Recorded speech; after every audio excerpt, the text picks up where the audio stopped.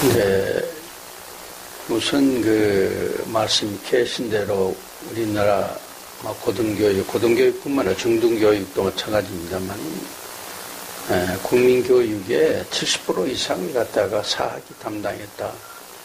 그러니까 우리나라의 교육 수준이라는 것이 이렇게 향상되는 데에 공이 70%가 사학이 있다. 그리고 더군다나 해방 이후 줄곧 근대화 과정에 있어서의 저력이라는 것이 사학에서 배출한 인력이 된 거다. 근데 그 공은 생각하지 않고 오히려 이제 과 쪽으로만 이제 보는 눈, 이 시각이 가장 문제라고 생각을 합니다.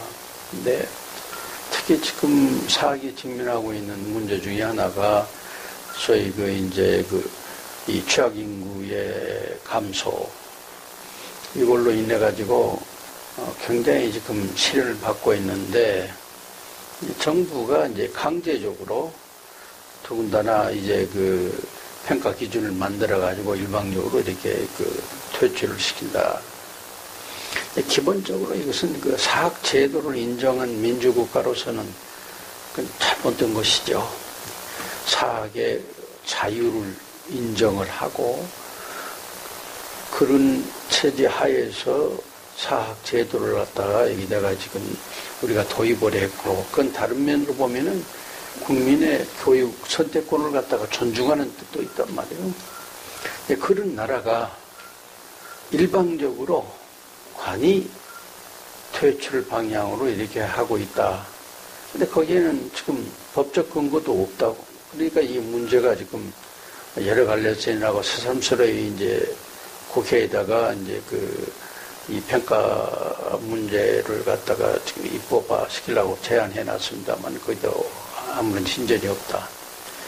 그런데 근본적으로 지금 이 사태가 일어난 원인을 우리가 돌이켜보면은 1995년에 소위 이른바 신자유주의 교육 정책이라 그래가지고 준축주의, 그 준축주의에 의거해가지고 굉장히 많은 대학이 난립이 됐다. 그런데 그 준축주의를 택했을 때에는 기본적인 원칙이 있습니다. 결국 이제 사전 규제로부터 사후 평가, 사후 규제로 이제 넘어간다는 얘기인데, 이 사전 규제는 완전히 완화시켜가지고 해놓고, 사후 규제에 대해서는 정책적으로 그걸 보완 안 했다. 바로 대비되는 것이 일본과 대비됩니다. 일본은 똑같이 말하자면 고이스미 정권 때에 자유주의 정책을 태가지고 심지어 주식회사 대학까지도 인정을 했다고 말이야. 그러나 거기에는 사후평가 제도가 있어가지고 엄격한 평가를 자율적으로 해와서 소위 대학의 질적 저하를 막고 경쟁을 지켜왔단 말이야. 그러니까 우리는 그런 적극적인 건 없었단 말이지. 무조건 설만 해놓고 그 후에 이 사학에 나가는 것에 대해서는 어떠한 경쟁이라든가 어떠한 규제라는 것이 없었기 때문에 부실대학도 나타났는데, 이러한 모든 것을 말하자면은 인구 소자와 현장에서 일어나는 이러한 모든 것을 사학에만 이렇게 책임을 전가한 그러한 행태가 되었는데, 이것은 좀 잘못된 것 아니냐. 그렇기 때문에 어차피 지금 인구가 줄어들어 나가니까 구조조정은 이건 불가피합니다. 이건 우리가 불가피한데 그거 따로 합법적으로 해야 된다. 그러기 위해서는 정당한 법이라 가지고 사학은 자율적으로 해 나가도록 하고 퇴출을 길을 마련해 줘야 된다. 네, 그건 이제 일단 재산을 갖다가 내놓고 나는 그건 공익 재산이다 이제 이런 관념을 해가지고 다른데 전향하려고 하는 것에 대해서는 안 된다는 반론도 나오고 있습니다만은 그건 완전히 다르다. 이것은 말이지. 이것은 자기 책임하에서 일어난 것이 아니고 사회에서 일어나는 문제 때문에 나왔기 때문에 자기 재산을 갖다가 교육에 투자해가지고 그것이 인구 감소에서 나왔으면은 방향을 바꾸어서 그 사람들이 계속 봉사할 수 있는 퇴출을 마련해 줘야 된다. 그래서 이 문제를 해결해 나가야지, 이거 일방적인 그 평가 기준을 만들어서 관에서 이렇게 조여 나가는 방법은, 이건 민주주의 국가에서 바람직하지 못하다. 사립학교법은 일본의 사립학교법을 하나의 참고로 해가지고 도입한 제도거든요.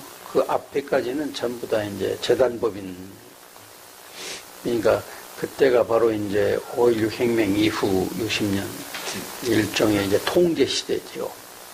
그런데 일본의 사학법은 특히 이제 패전 이후에 민주주의 제도를 갖다가 확립시킨다. 그래 미군정하에서 사학인들의 사학의 자유를 갖다가 굉장히 요구해가지고, 일본의 사학법이라는 것은 사학의 자율성 굉장히 이건 보장되고 있습니다.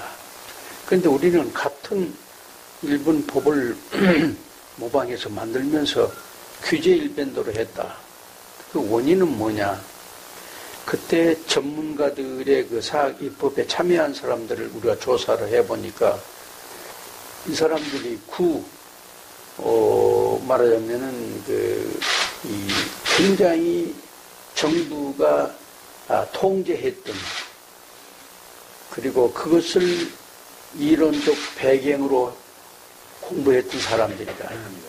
그러니까 대충 이 교육 제도의 논에서는 이제 국가주의 그리고 국민주권 이 두 가지 대립되어 왔는데, 이건 2차 대전 이후에 자유민주주의 국가에서는 국민주권주의인데, 이 사람들은 국가주의의 사상에 젖어 있는 사람들이 초안을 했기 때문에 과거에 식민지 시대에 그 규제했던 그 규제 모형을 그대로 여기다 집어였다. 그렇기 때문에 규제 일변도다. 사학은 사학의 자율성, 사학의 자유, 이것을 이제 확립하기 위해서 그동안 부단히 이제 사학법 개정 추진을 해왔습니다. 아마 우리나라처럼 이 사학법이 자주 개정하는 건 없을 거예요. 네, 그런데 그것이 어느 순간 우리 정치권에 이념 대립 현상이 일어나고, 오히려 정치권이 중심으로 해가지고 사학을 규제한 방향으로 들어갔다. 그것이 지금 오늘날까지 현상입니다. 그것이 우리 교육 정책 그 입안 과정입니다. 다른 소위 선진국가에 보게 되게 되면은 관이 일방적으로 정책 입안한 예가 거의 없습니다. 이제 미국 같으면 더군다나 이제 자율적인 재단들이 스폰서가 되어가지고 전문가들이 모아서 스스로 이제 방향을 제시해주면 대학이 자율적으로 따라가는 그런 형태인데, 일본과 이제 우리나라 같은 경우에 있어서는 정부 정책이라는 걸 세우는데, 일본만 보더라도 이 교육정책심의위원회, 중앙교육심의위원회가 있고 그 밑에 대학교육정책심의위원회가 있어. 아무리 정권이 바뀌더라도 이러한 교육정책을 위반하는 심의기구는 사람은 바꿀 때 있지만 그대로 한다. 그래서 일단 거기서 정해지는 것은 정권 관계없이 계속 해나간다. 정책의 계속성이 있단 말이에요. 그런데 우리는 입안 과정에 있어서 이런 전문가들이나 국민의 여론을 해가지고 입안하지는 아니하고 일방적으로 입안한다. 그리고 또 하나는 국회가 의원 입법으로 해가지고 교육정책에 구속을 하는 법제도를 만든다. 그래서 우리나라의 교육정책 입안 과정이 잘못됐다. 그래서 작년에 우리가 전직 대학 총장들이 중심으로 모여가지고 이거 이래서는 안 되겠다. 어느 정권이 들어든 관계없이 교육정책은 변함없이 나가도록 아주 독립된 정책심의국을 만들어서 여론을 들어서 중장기 개혁을 만들고 행정부는 그렇게 수행해 나가도록 건의는 했습니다만은 아직 그것은 반영이 안 되고 있습니다.